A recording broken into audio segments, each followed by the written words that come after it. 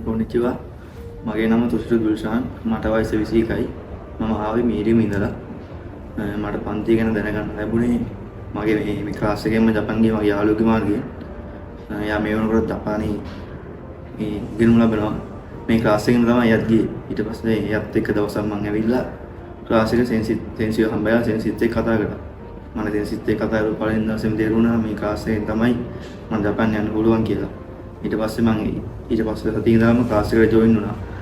ඊට පස්සේ එන්ජි ක්ලාස් එකේ උගන්වන දේවල් හොඳ ඉගෙනගෙන විභාගෙත් ලිව්වා. විභාගේ පාස් වෙලා ඊට පස්සේ කන්සල්ටිං ටිකක් හොඳට කරලා වීසා එක ඇප්ලයි කරා.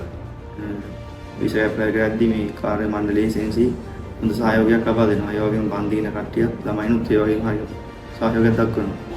වීසා ගාවට ඊට පස්සේ මාස 3ක් ගියාට පස්සේ වීසා ගාව මගේ යාළුවෝ ඇප්ලයි කරපු හැම දෙනාටම වීසා ගාව කාටවත් රිජෙක්ට් උනේ නැහැ.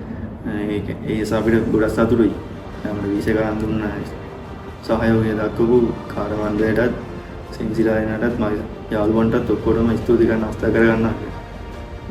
තව කෙනෙක්ට එන්න රෙකමන්ඩ් කරන්න පුළුවන් අනිවාර්යයෙන්ම. ඔයාලා ජපාන් යන්න හිතාගෙන ඉන්නවා නම් ඔයාලා ජපාන් යන්න හොඳම තැන කියලා මම මෙතන රෙකමන්ඩ් කරනවා. ඔයාලට ජපාන් ආදර්ශ තියෙනවා අනිවාර්යයෙන් මෙතෙන්ට එන්න. හැමෝගෙම ජපාන් සීනේ මගේ වගේම සැබෑ වෙන්න කියලා ප්‍රාර්ථනා කරනවා. අනිත්